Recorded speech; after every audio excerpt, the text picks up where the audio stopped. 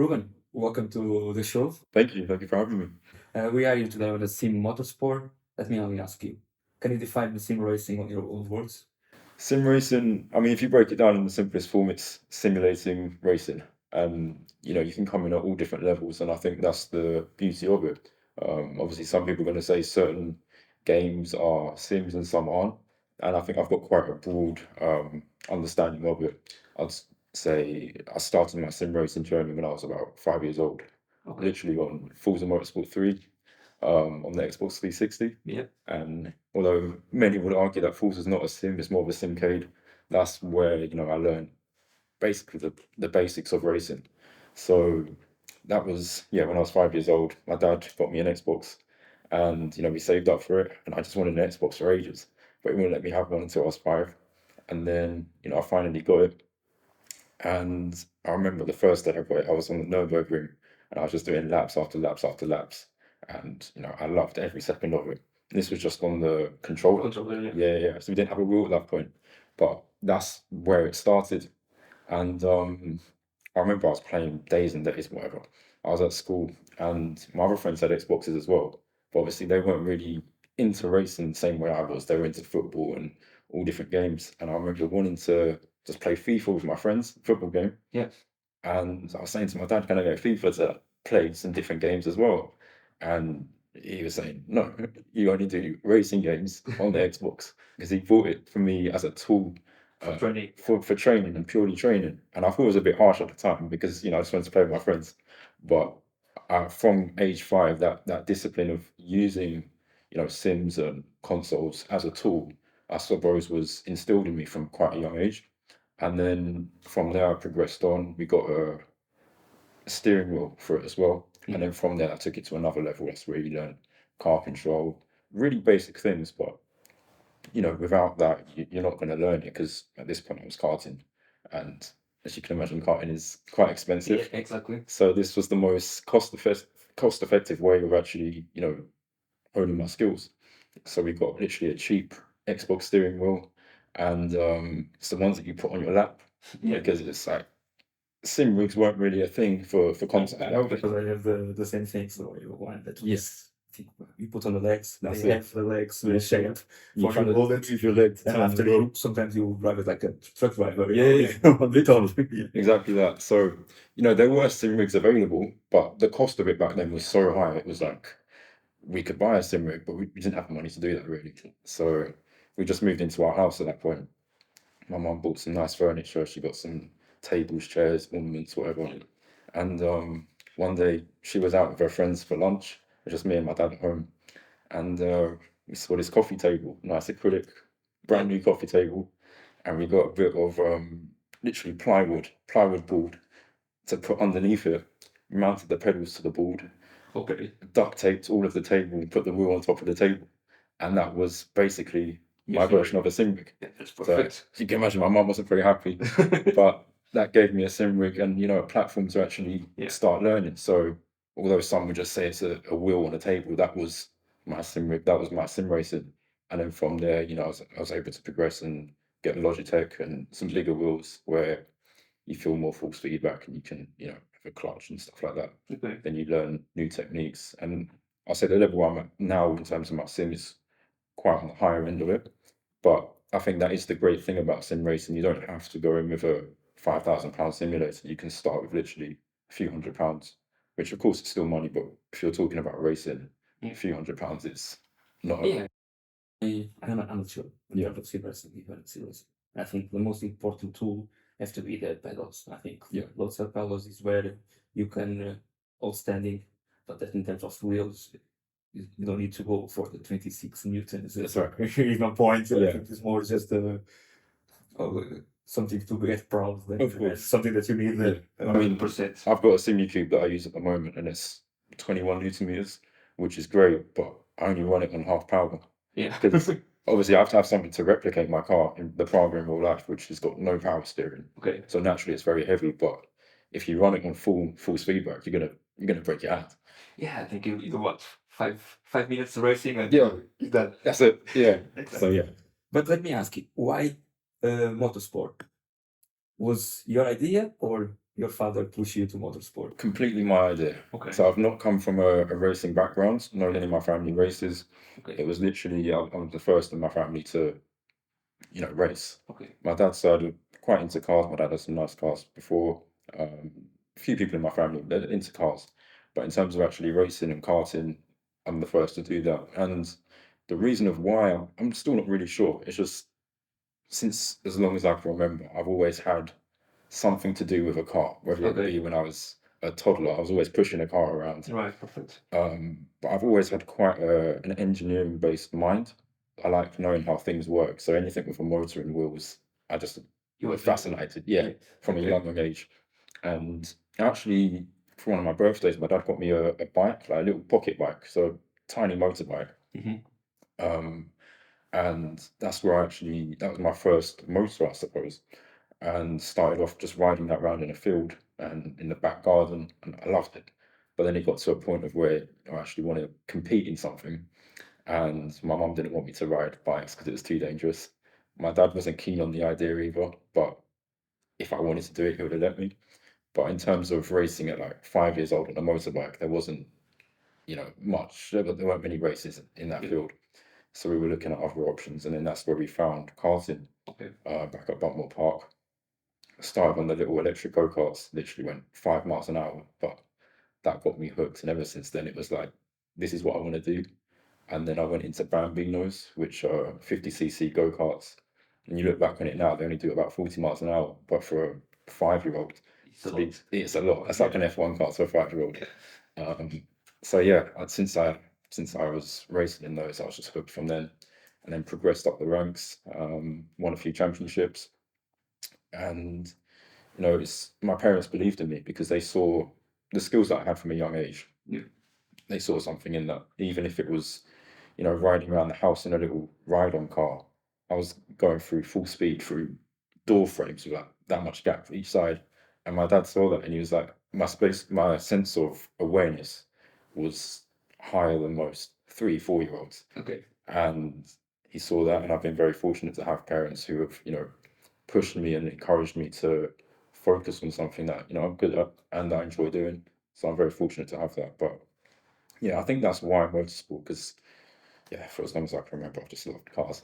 Yeah, it's a little bit similar to me. I just remember it was Sundays was Formula One in the TVs in Portugal. So we always, every time we have Sunday lunch, Formula One was on the back. So after Portugal is a country for rallies, so rally was near my town. So without realize the motorsport can get involved on you. But sometimes we have to remember that motorsport is not only about talent; it's about sponsorship. So I'll go your part of sponsorships, what you're doing now to get sponsorships and to push that part of the career. Well, that was actually a big eye opener. I'll say in the last 2 to 3 years, because when I started karting, I thought win races and you'll be fine. But I quickly realized that's not the case. Because I was winning races, I was winning championships, but no doors were opening. It was a case of right, we've done this season, we've won the season. Next year we're looking at budget again for next season, and budget for that season. It's how long does it go on until you're in a car, you're being paid to drive. Yeah. And it got to a point of where we didn't actually see a way out of karting. So I did have to stop for a few years. When I was about 12 years old, I stopped for about 3 years because you can only go so far in karting. We didn't have the budget to do any national championships. Okay. Or in like World Series, European stuff, which of course if you win that, then that opens doors. But you've got to have the budget to do that. So, yeah, I mean kids they were like 12 years old spending 10 grand a weekend. It's like we couldn't compete with that. You didn't have the budget to do that. Yeah. But yeah, especially in the last few years when I've been, doing the documentary, I've realized how much of my time is actually spent off of the track, talking to sponsors, pushing myself on social media. And that's the main thing that I'm focusing on now, especially over the winter break. Okay. Doing as much social media stuff as I can, and building my brand that way, because times have changed so much. I mean, social media is what companies look at now if they want to promote a product. They want numbers. They want numbers, exactly. And a sticker on a car only sells so much. Back in 80s, 90s, that was fine. But now, where social media is so prevalent, it's imperative that you have, you know, a big following, or it doesn't have to be big, but a good following, and you know, something that people want to invest in off of the track, because I'm only on the track 6 times a year, Yeah. 8 times if I'm lucky. So the other 320 odd days of the year is spent off the track, and of course, sponsors are going to want to utilize that to, you know, push their products Okay. to the furthest extent that they can. Okay. But yeah, that was a big eye opener, how much you have to do off of the track. Yeah, pushing your social media stuff. And you feel that Simracing can help you push that sponsor, or Definitely. it's difficult? Yeah, it opens up a new it opens up a new avenue, because, like I say, you're only racing for a few weekends. Yeah. And I spend most of my time on the sim now as well, so I do about 3 hours a day on the sim, Okay. and that gives me, you know, content to also push on social media, because there's only so much you can do from a race weekend. So in the times where I'm not racing, I'm doing content on the sim, showing my sim, you know, bits of me driving on the sim as well. So I'm using my training tool as a way to boost my social media as well. Okay, that's perfect. Yeah. And any advice that you can take it for young kids that want to jump from sim racer to real racing? I'll say just do what you enjoy doing, because Yeah. there's no rush. Obviously, you are against the time. You want to do things as young as possible, but having sim racing has made it more accessible, and there's not so much of a pressure of you have to be in karts from 4 years old. Okay. Because I know a lot of drivers who have come into sim racing at, you know, 10, 12, 15 years old, and they're still going into cars, which is great to see.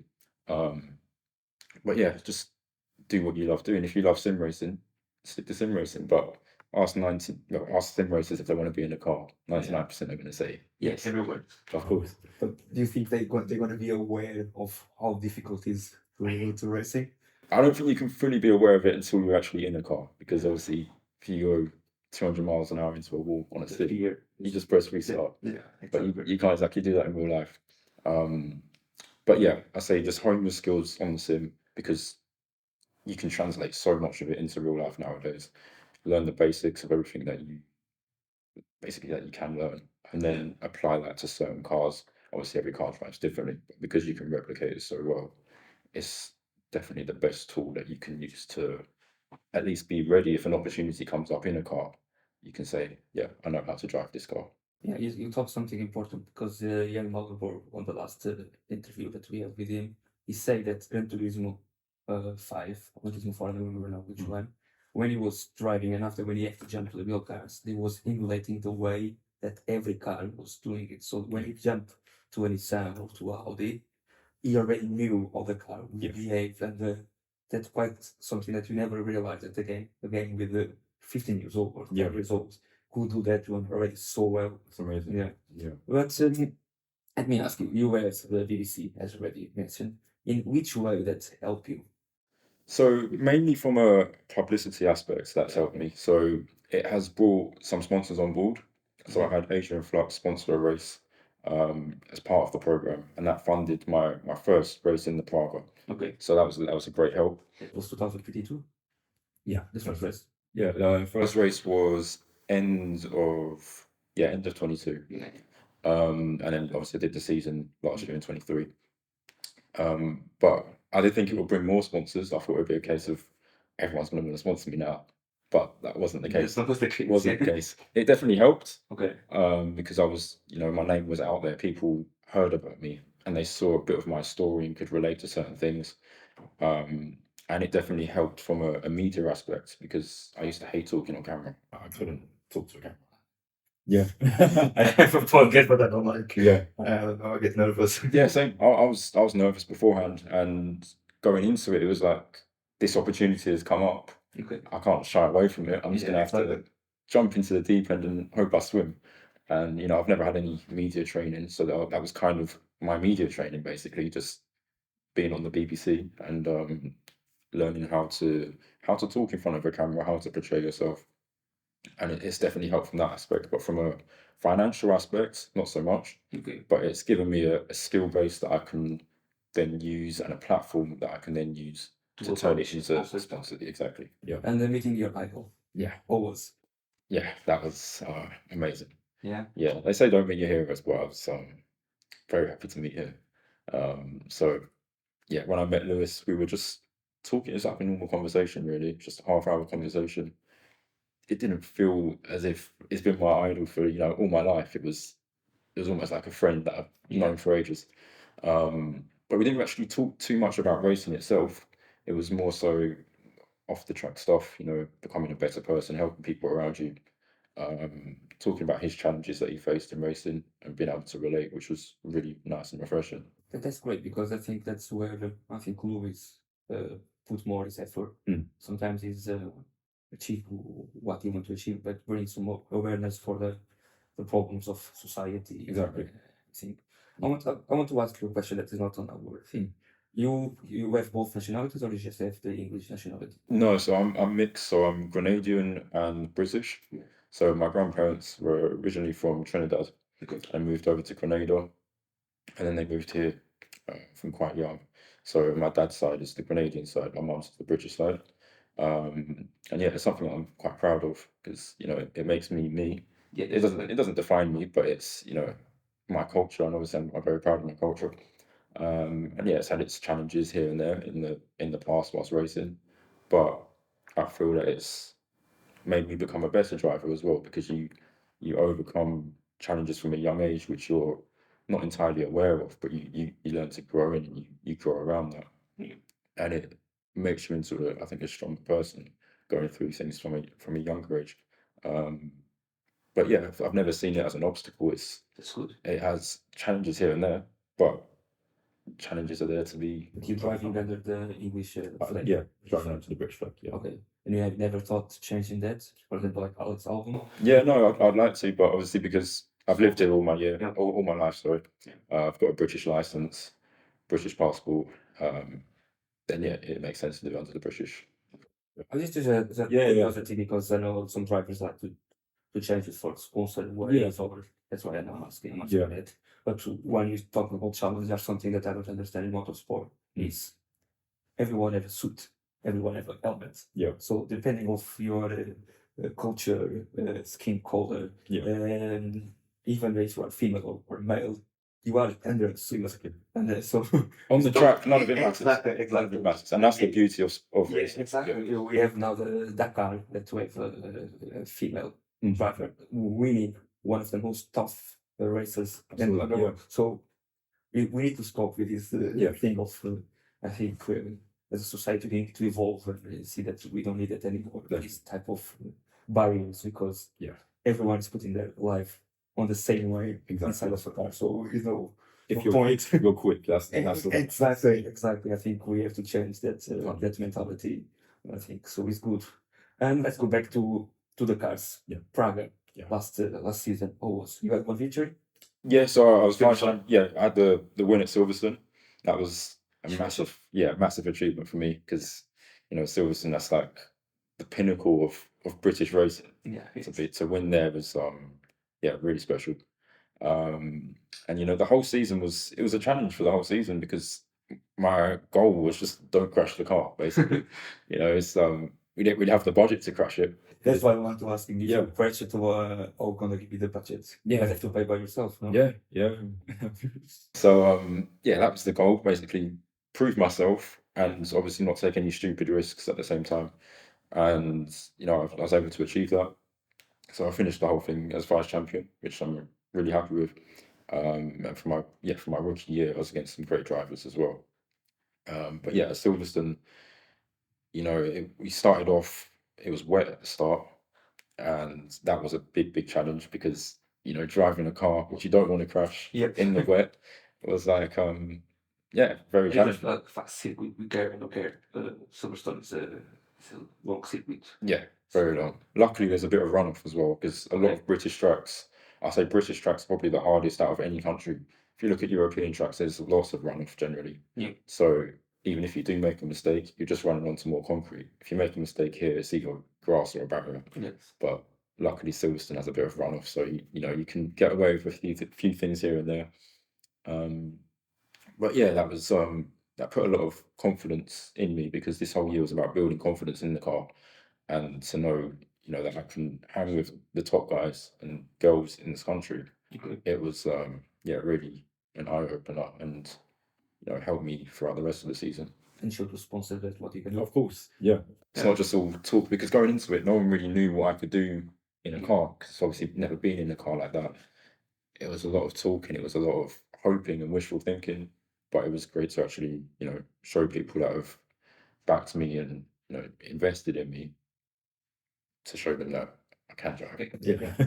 And the thing is, with the Praga, you have the Jimmy Blocker. That is a big sim racer, and I think you see him winning races today. I think it's opened the eyes for all people with sim racing. They can be fast. Exactly. Yeah, it's great to have someone with such presence in the sim racing community show the transition into cars, because I mean, watching on the screen will only show so much. And I thought, oh, Prague is easy to drive, but when I actually drove it myself, it was a serious challenge, because the first time I drove it, I could only do 10 minutes in the car.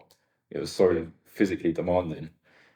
I wasn't fit enough to race it, so I spent the rest of the winter literally training in the gym 3 days, 4 days a week, just to be able to endure a half an hour race. And you get that on the sim with force feedback to an extent, but the heat inside the cars is something that you can't replicate. Yeah. The G forces as well. I mean, we're putting 2.5 Gs around some of the quickest corners, and that was very strange to get my head around. Yeah, because I never experienced anything like that before. It's literally like a roller coaster. It's like you're on roads when you're going around them. So yeah, it's great to see someone come out of sim racing into real racing and be good as well. Yeah. So now, what's the next step in Praga? Next step, we've got a few options. I'm looking to go down the GT or LMP route. Obviously, from a kid, I've always wanted to race in F1. That's every driver's dream. But you realise how realistic that is, and how much it's going to cost, and how unfair. How unfair as well. I can say, Yeah. because if you saw the interview with Antonio Costa, when he's already having the seat ready, and suddenly, because the calendar changed to Russia, they have to lose his seat to a Russian driver, because will be publicity better for Red Bull. So when one way is not to your talent, only is what's going to come to the table. It is very much so a business, and it's learning how to play that business. I can see a career route in GT racing, in LMP racing, whether it be Le Mans, IMSA, anything like that. I'd love to do. But yeah, for next season, well, for this season, I'm looking at a few different things. Maybe some GT stuff, but hopefully some LMP3 stuff as well. British GT? GT Cup. GT Cup. Yeah, so the series underneath British GT, and hopefully the year after, if I do that, then into British GT. But again, it all comes down to money. If I could do Formula, I would, but realistically, it's not an option. So yeah, if I can do something where I can see a career path and actually say, I'll do this for a few years and this can be my full-time job, and get to a point of where at the end of the day, I just want to love doing what I do. Good. And I think if you don't love it, there's no point. So how much is a package for you enter on GTs? GT, about 150,000 season per season. Yeah, and that's without damages. So, I mean, it's expensive. And LMP3 about the same. Same. Yeah, and that's a good deal. But yeah, it's far we are now the situation. We've got a way to go.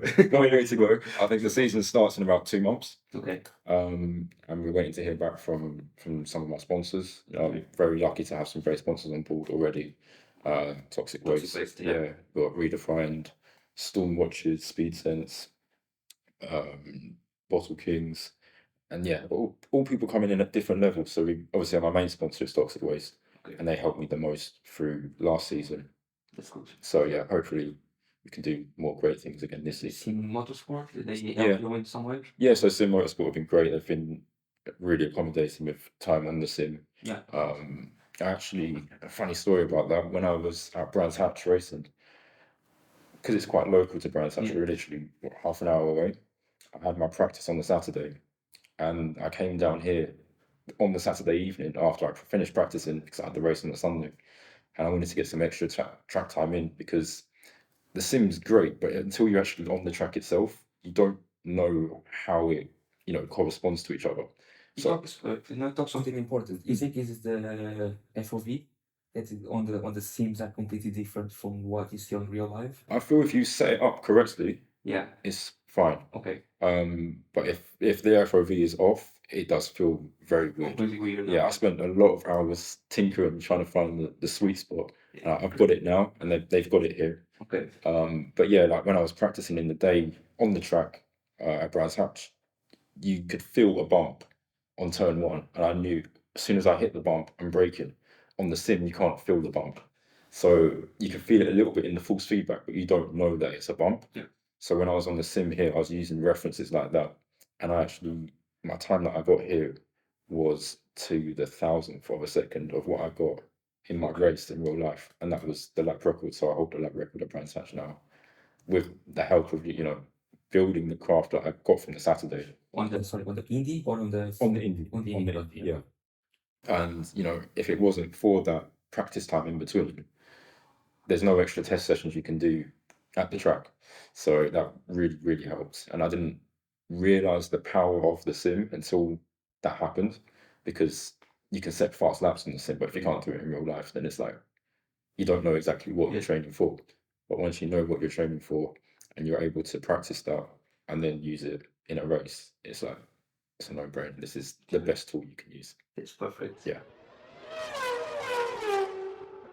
Let's go to a break and talk about how can we support you.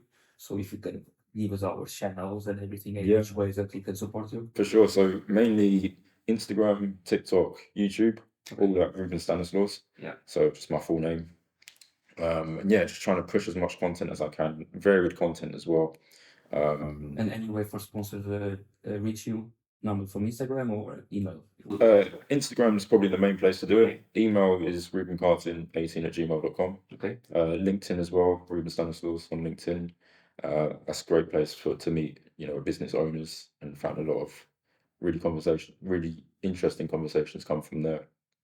I'm also looking to do some Twitch streaming as well. Okay. So I haven't started that yet, but that's something I've got in the pipeline for this year, because I spend a lot of time on the sim as it is. Yeah, I think So streaming is one way to grow up. So exactly. focus on that. Yeah. I think at least is a way of showing you. Exactly. I spend the time doing it anyway, so I might as well stick a camera on it and get eyes to see it. And let's go to sponsors package. How it works to sponsor you? Yeah, so sponsorship sort of starts from about £5,000. Okay. I don't really believe in like a bronze, gold, silver package. Okay. I like to accommodate the sponsors themselves and their brands, what they need, because it's all good saying what I need, but it's what I can do for sponsors. So Toxic Waste we've had on board for last year, and they've been amazing to work with. They were my biggest sponsor, and yeah, it's great to have them down at the races as well. We've had a VIP box that we've hired out to host them, their family, kids, and it's great for them to come along to the race and sit in the car, see what it's all about. But yeah, of course, sponsor, it varies depending on what a brand would want. So if it's just a case of a sticker on the car, we can do that. If it's a case of social media work, we can do that. But yeah, all different packages are available, ranging from 5,000 to tens of thousands. Because remember, you had a short a couple days ago about some sneaker boxes. Yeah. So let's confirm. Yeah. Okay. So Shoe Stack. Yeah. We've had them come on board, and I've got a promo code with them, Ruben10. You get 10% off on Shoe Stack. Okay. And, I'm able to help them out because shoes are also a passion of mine, which not many people know about, because it's away from the track. Yeah. So literally any area of work doesn't really matter. I'm open to all different areas of business. When it comes to sponsor this young, of course, young pattern, you don't need to go. Yeah. Oh, I just want something related to this. We have to. Yeah. To build as long as it's ethical and aligns with my morals, okay. Then of course, and I believe in the brands, and yeah, of course, I'd love to have literally anyone on, and also bringing in companies which aren't necessarily known for motorsport, like Toxic Waste. I'm the first driver that they've ever backed, and I was able to show them about motorsport, and now they're in NASCAR as well, sponsoring a car in NASCAR. Okay. And the Toxic Waste, where is the main market for them? So mainly in America. Okay. So they're an American-based company. So it's literally companies all around the world. Doesn't have to be based in the UK. Yeah. The majority of mine are because I've been racing in the UK. But yeah, literally anywhere around the world, I'm working with companies, and we come to agreements and see what works for me, what works for them, and able to meet in the middle and facilitate everyone's needs. Yeah, perfect. Do you think toxic waste gonna help you to jump to the endurance in America? I certainly hope so. I'd love to race in America. Yeah, I'd race it. No? Trucks are different. Yeah. Yeah. When it comes to endurance racing, Yeah. the trucks, Yeah. the panel there is crazy, I'd love to The see. steam ring is Oh, bumpy. so it's something that's unique. I've got a couple of people that speak, Yeah. and they say that almost every year is quite different because they never change the truck layouts. It's still the same. The problems are getting worse. The holes stay there, or they just cover the hole. They don't put a fresh tarmac. So that's, I think, That would be a challenge in itself. yeah, it's a challenge. I think it's going to say that I don't know what's happening. I don't, about the people complaining about the truck noise. Oh, and noise and emission stuff. No, so they're going to say they start having some people that start building houses around. Yeah. And now they make a commission where they complain about Wow. the noise. I didn't know that. Truck with 50 years old. Don't So live you there. it's just like now we go to Heathrow, we build a house there and say, oh, the airplanes are Wow. noisy. No, I did not know that. Okay. Wow. Yeah, but we're going to say of that. They told me that for me. I Yeah. think it's the pinnacle of endurance race Yeah. in America. Yeah. Long Beach, that is a beautiful track. It's so many tracks that you will stay here all day. Yeah. And you have any favorite from America? From America, probably Daytona. Daytona? Yeah, the road course as well, because obviously that's where MJ races. I do like Road Atlanta as well. That's something I really enjoy on the sim. Okay. You've got elevation changes, you've got camber, and I actually learned a lot on that track about compression zones and how to use camber of the corners. Mhm. Also the curbs, Yeah. really nice curves, you can properly hit them. And it's not like many other tracks. But I do like a lot of American tracks as it goes. So I'll be That's really- fast tracks. They are fast tracks, yeah. Yeah. Really nice to race out there. Yeah. Let me ask you, toxic waste on NASCAR. Yeah. All they do is a full car. Full car, full suit, everything, toxic waste branded. So that would be amazing to have for this year. Because to race in the colours would be Nice. Even wear it to the camera. This is kind of cool. Yeah. Because we grew up with NASCAR with I remember it was M&M's. The yellow one with the M&M's on the hoods and the teeth, the detergent for washing, the washing powder. Yeah. So I think toxic waste will be definitely it would be quite iconic, I think. Yeah. You haven't seen it in motorsport before. It's literally been there the first year in motorsport, so that would be great to have a full branded car suit. A lot. And what you do more working for them in terms of the sponsor? You like photo shoots, how it works? Yeah, literally photo shoots, videos, Sign photo, sign photos, Okay. a lot. I also do public speaking. Okay. So part of Ignition Human Performance, I'm a sign speaker for them. So Okay. I've done events at Autosport. I've done talks at Goodwood as well with them. So whether it be going out to America to talk or any country. That's brilliant. Exactly. Yeah, I can talk for whatever. And now one question: if you're talking about Goodwood, would you like to do when I clip on Goodwood? With the helpline. That's on my bucket list. Okay. Definitely. That's one thing that I'd love to do in hopefully within the next 10 years. Yeah. But with any particular car, if you have to go to the historic cars. Historic cars, one of Senna's cars. Yeah, maybe an MP44 or something. That would be amazing. But yeah, actually any car I'd love to take. If it was me, I would say the Mazda, Endurance Mazda. Oh yeah, I think the rotary. The type of noise, That- something unique. Yeah, I think would be something that I would love to do. yeah, definitely. I'd say that's the best sounding race car out there. Yeah. That and the V10s. Details. Yeah. I think Formula One should go back to 100%. because it's a pineapple of motorsport, and with that biodiesel that Vettel was using already, even in some races that in a more economic, more friendly, I think will be that because it's what bring people is the sound. Exactly. I think even the smell. Yeah. Okay, if we are restricting in the other parts of the world, that some of the restrictions could be there. Yeah. Could just Even just for a weekend. yeah, exactly. Exactly. For my part, you guys know, subscribe to the channel. If you're listening on Spotify, scroll up and leave a 5-star review. Let us know what you think about the podcast. And remember, subscribe to the channel. You are helping Games with Cancer. And give a hand here to Ruben, okay? So let me now drop you 5 words. Just think what comes to your mind when you're listening to Formula One. Lewis Hamilton. That will be my second word. Second word, Lewis Hamilton. Legacy. Legacy? Yeah. Okay. Yeah. I say because he's a pioneer in the sport. He's the first of what he's doing, and what he's done is great. But I think now he's at a point in his career where he's, you know, not so much just focusing on himself, but also turning it around and trying to help other people and people come through the sport and changing the sport. So the impact that he has, I think is, yeah, a massive part of who he is and the legacy that he leaves behind.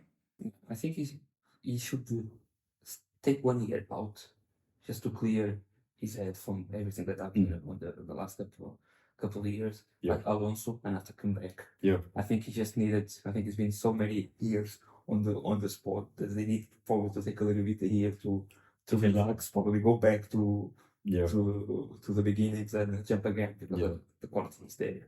So I think the car would help as well. Hopefully, he has a good car this year. I say that's the main thing for him, because obviously he's been in the sport a lot long enough, and there's no question that he can drive. He's one of the greatest. So Yeah. I think it's difficult for we put a greatest because everyone in different eras, Of different. course. So Kind of I style is different from exactly. everyone. I cannot say no. This guy is the greatest of ever because it's different. Other word, iRacing.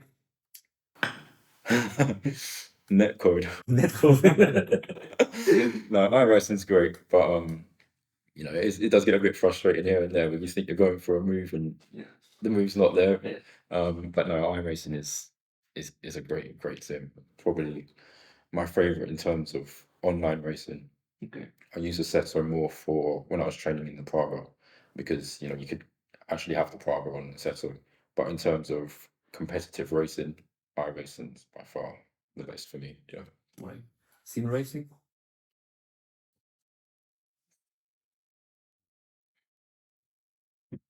Opportunity. Yeah, because it is a new opportunity for a much wider range of people, because racing was very limited. It's a very elite sport. There's a certain demographic that it applied to.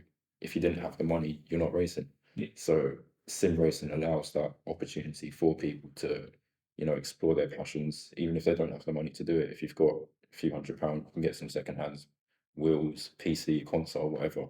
It's an opportunity for far more people to get into the sport. Okay, that's perfect. And the last one, I'll say Max Verstappen.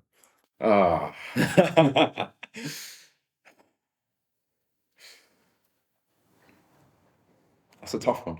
That is a tough one. Yeah.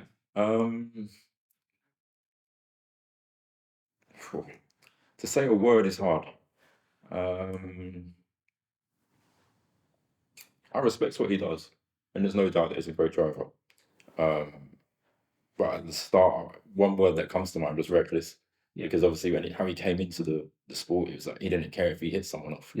And as a racing driver, you don't like to see that. You like to see respect between people. But that is what made people respect him as a driver. You couldn't just close the door on him, because he would take you off. And obviously coming into the sport so young, there's going to be a level of immaturity in that. But now he's grown. He is a great driver. But obviously I'm going to back. I agree too. His awareness from the beginning. It wasn't there. It was not there. It was not. He's definitely developed as a driver, and I've got respect for him as a driver. Yeah, the same thing. I respect. I don't know if when you listen to the interview with Antonio Costa, said that at 3 o'clock in the morning, he told him that 3 o'clock in the morning he called the team Red Bull. I want to make a full stint with this type of tires because you're gonna race somewhere, and I don't think that is correct. And you wake up everyone to go make a full stint of 1 hour. that's commitment, you know, and sometimes it's what makes the difference in any type of sports. Yeah. So I come from a country that Cristiano Ronaldo, football player, that he was good, but his commitment to what he need to do and he's working was what made the difference. So and he's that sometimes we need to remember. I see him as a good because of that, but like you say, the awareness and is. I think he's very hothead. Yeah. He's a guy that you don't think sometimes what he needs to do, and they don't care. Yeah. Let's start with Simracing skills. So, how is your Simracing skills comparing to the real life? I'd like to say good. I'd like to say good. In terms of esports level, Yeah. by no means am I like top 100 in the world of esports or whatever. I don't really race for esports. I don't do cash pool races. I don't do league races. I might look into it, but I've only had my sim for just over a year now. Okay. Because I came from racing on Gran Turismo, and you know, then I was doing the Olympic stuff. I was top 400 in that. But yeah, in terms of sim racing, I've not been in it long enough to say, you know, I'm at the top end of sim racing, because all of my skills, you know, I'm taking off of things that I've learned in karting, things I've learned in certain cars, and transferring that into sim racing rather than purely starting from sim racing and then going into cars. My main use of the sim is to use it as a tool. Okay. So my pedals that I run OBP pedals, great pedals, hydraulic. But for sim racing, it may not be, you know, the best in terms of lap time, because in the Praga you have to press with 100 kilos of force to stop the car. Really? To reach 100% brake pressure, that's what you've got to brake with. Okay. So I've set my sim up to replicate that. So my pedals are really, really stiff. I have to wear my race boots that I race in the car to sim. I can't just do it in socks, which isn't, you know, it's not the best for lap time on the sim. But when I'm trying to replicate what I'm doing in the car and to improve myself in the car, that's how I have to set my sim up. In terms of force feedback, I run it quite high, which isn't always, again, the quickest on the sim, but I need to know that I can do a half-hour race without miles falling off. So, yeah, I'll definitely say that I'm quick on the sim, but I use it more to be quicker in real life rather than, you know, esports. But have you already, because you're talking about sim racing, have you already thought using sim racing more as a tool to get in the seat? I'm talking about, for example, Racing Prodigy. You know about it? Heard of that. Yeah. With the radicals, or Skip Barber. Yeah. So they have I think 4-on-4 Skip Barber, and when you get the fastest, you have the opportunity to go to race on the school of Skip Barber. And I think the only thing that you need to pay is after is your travels of your stays. Yeah. The rest is covered by them. Still a lot, because you need to go to America. Yeah. So probably you're gonna be around the 25 or 30K. Yeah. But have a look on that. Because they do iRacing every season, and it's something that Definitely. That's something that I'm looking into doing. Because, you know, last year I was purely on it just to learn how to drive the Praga. So I wasn't necessarily looking at other cars to drive, other championships or anything like that.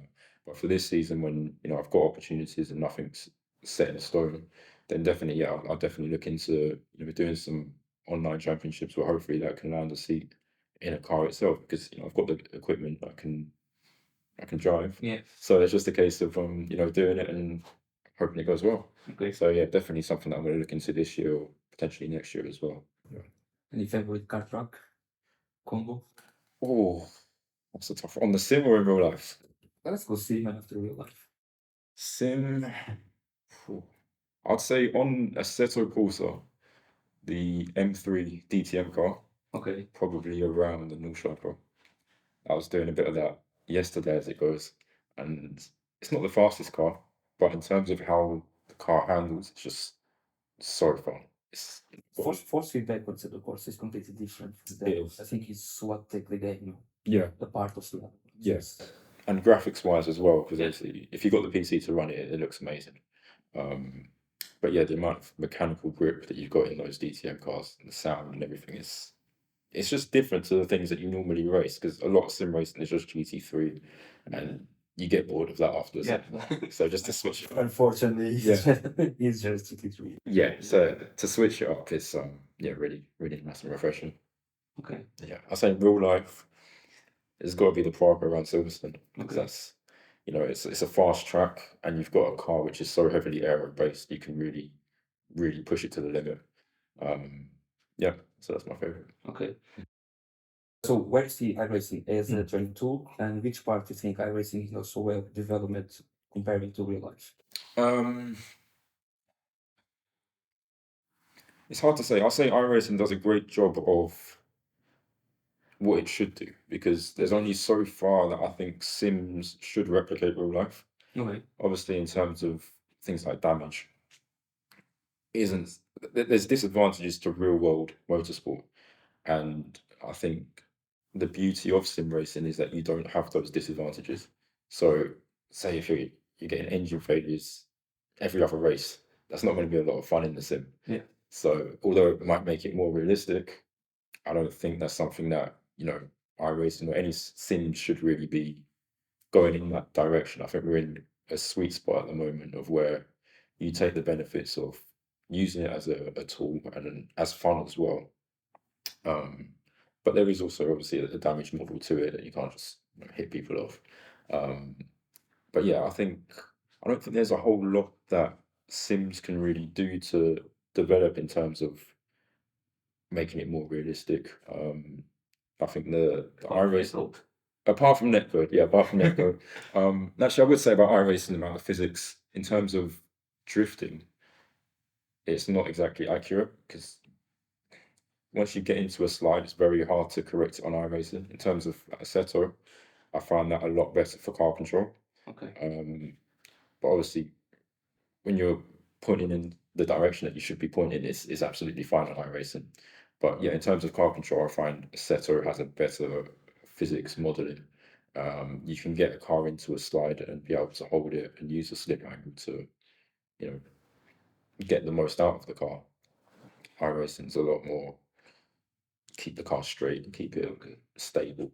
Um, and that's something you just have to adapt from sim to sim. Every sim has its own quirks, and like ACC is very different. You have to really use the ABS and traction control to get the most out of it. iRacing not so much. Um, but I don't drive GT cars as it is, so it's hard for me to say. Yeah, that's the whether thing. it One, can one improve. thing on Simracing is everyone has an opinion, Exactly. but 99% never been on a real car. Exactly. So I can't talk It's about like it's yeah. when we go in discussions, I always say, "Wait, I never drive a real car, so I not know anyone that Yeah. gonna say to you this one is the correct way or that is the That's correct way." So it's a little bit tricky. Yeah. And in terms of, I would say R-Factor 2. Let me ask you, have you tried it? I recently installed it about a month or two ago, Okay. but only for Very the nice. Sorry? Very nice to install and to get everything. It was, yeah, a bit. I only did it for the kart sim though, so I haven't Okay. actually raced any actual cars on it. But I did the kart sim, and I thought karts are very hard to simulate Mhm. on a computer because you feel so much of it through your palm. You just can't replicate that. So I thought it would be really off, but I was actually surprised how accurate it is. And Okay. it was, I've driven cars on go karts on project cars, and it's not with that. Gran Turismo, same issue. It's like you're turning and you're turning and it just That oversteers. is a different competitive physics. Exactly. But I feel they actually got it really, really nice on car sim on R-Factor 2. But yeah, in terms of online compatibility, it's not as good. But yeah, I definitely need to use it a bit more to say more about it. But from what I've used of it so far, it's a really nice tool, especially for, I suppose, younger kids trying to get into karting. Obviously, it costs to be at the track each weekend. If you can just download R-Factor and put a kart sim on it for what, 20, 30 quid, then Yeah. it's a great way to, learn car control, learn tracks as well, because it's hard to learn tracks if you're not actually there. Obviously, back when I was karting, you just look at a YouTube video and see where people are braking and try and judge it off of that. But if you can do it on the sim, the week before you're karting, it's going to give you a massive advantage. So yeah, I think it's great for that. Yeah, but talking about that one is, for example, you see drivers that are already with the age the same age as me, like around 30 years old. They don't like so much the sim compared to the old drivers. Mhm. What is your point of view? Why they don't like so much the sim? I think anything new is going to take time to get used to. Okay. To me, it's second nature because since I was 5 years old, I've been used to driving on sims. Perfect. I know like my dad can drive in real life, but when he goes onto the sim, he finds there's a disconnect between what he knows and what you do on the sim. So I feel it is easier to go from sim to car than car to sim, because you're taking away your senses. Yeah, that's the thing. I think because we use some sensor that you cannot translate to the virtual part, and I think probably and after my idea is that I'm afraid that you guys, professional drivers, you're gonna get used to something that after you cannot use on real life. Yeah. So I don't know. I'm not a professional, so my ideas is different. But I want to know where you guys sit on that. I think if you're going from a sim into a car, there's no issue. But I think going from say if you're a racing driver, you've been racing for 20 years in a car, to go onto the sim from that is probably going to be a lot harder. I know Ben Collins, the Stig. Yeah. I raced against him last year in the Pragas, and great driver, absolutely great. I mean, he's done it all, but he said himself that he finds it difficult to use the sim because he did a video with Jimmy Baldwin, and Jimmy was teaching him bits on the sim, whereas in the car, Ben was teaching Jimmy. Yeah. So yeah, I think it's definitely harder going from car to sim than sim to car. So for the generation coming up with sims, I don't think it will be so much of an issue. Yes, I think the evolution of young people or the way that they adapt is so easy.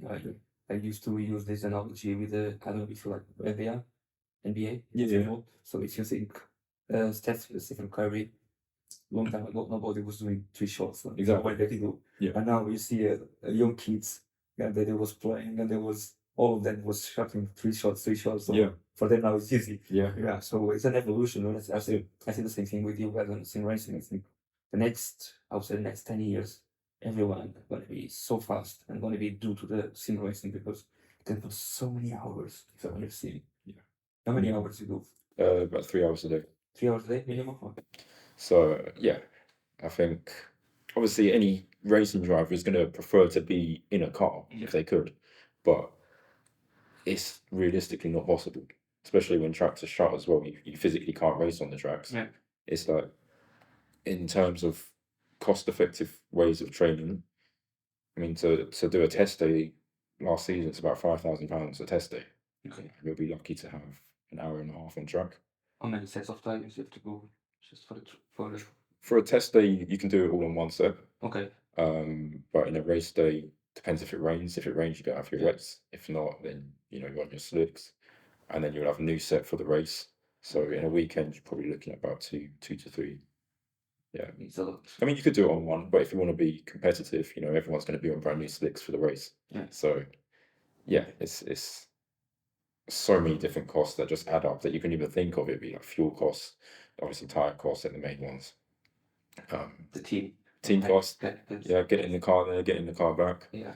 entry fees, insurance on the car, it all adds up. So yeah, to just jump on your sim and do 3 hours, that's going to cost you Nothing. Yeah, exactly. We think, because Formula One is a pinnacle, and it's probably the only part of the endurance race where you get proper pay to have your seats. So you think they should, in some ways, supporting more the low levels Definitely. I mean, if you look at any other sport, there's support. academies? Exactly. That's the same way that I'm thinking. Yeah, you think football, we've got academies from people, teenagers are getting paid millions, which is great in the sports that they're in, but there simply isn't that in motorsport. And naturally, that's going to be the case. To go play football, you need a ball and some boots. That's your only cost. Yeah. To go racing, And you need buy boots for 1 season. yeah, exactly. To go racing, you need a car, you need the track, you need so many different things. And by the time you're doing that, you're talking tens of thousands. So, it's naturally going to be a lot harder to fund that and to have, monetary incentives. So yeah, it's naturally going to be quite an elite sport compared to other sports, and that is the nature of the sport. It's always been that way, and can see it being that way for a very long time. But that is the shame of it. But hopefully with sim racing, you know, it allows people to get into the sport and have some paid drives come through that way. Yeah, well, like I say, in the academy, I would think that FIA should obligate the F1 teams in some way to have an academy for young drivers, and say for drivers with eight, but not based on sponsors, but based on, and after have them there, and of course, after if they allow them to other Exactly. like they do with the Red Bull after they are moved to other teams, but they still under the I think they should do something like this, but there should be an obligation for creating a more easy way for the talents to come and not too many to come. I'd love to see that. Yeah. Because there's so much talent out there that just goes wasted Yeah. because, you know, people physically can't do it. And there's no support along the way. No one's going to help you up. It's everything you have to get off your own back. And once you go into the sport, you know that is the case. And it's a case of, if you don't have it, you're not racing. Right. So, that's the harsh reality of it, but that's the reality of it. Unfortunately. Yeah. Okay, guys, for me is everything. If Yeah. you want to add something more to everyone listening. Yeah, Yes, sir. no, I'm all good, but just thank you very much for having me. Thank you so much. Thank you.